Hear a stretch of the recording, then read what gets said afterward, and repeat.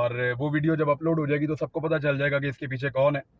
मैं अपनी बेल के लिए इस्लामाबाद आ रहा था और ये बिल्कुल इस्लामाबाद की जुरिस्डिक्शन है जहाँ से मुझे अरेस्ट किया जा रहा है, क्योंकि ये टूल प्लाजा यहाँ से शुरू हो जाता है।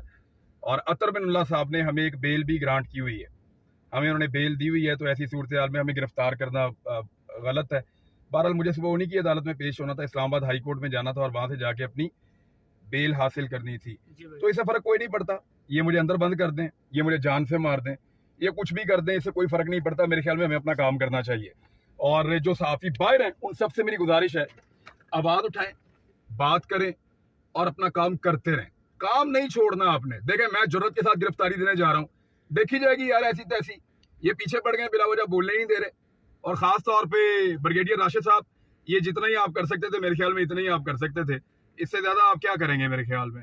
गाड़ी आपने मेरी छीन ली, हथियार आपने मेरे छीन लिए, 20 FIR मेरे पे करवा ली, ये गिरफ्तारी वाला तजुर्बा करना है। लो ये भी करके देखो, मैं जा रहा हूँ, करें यार ऐसा। Thank you very much. Pakistan में ये तमाशा रह गया था, ये भी देख लें। ये फोन मेरे पास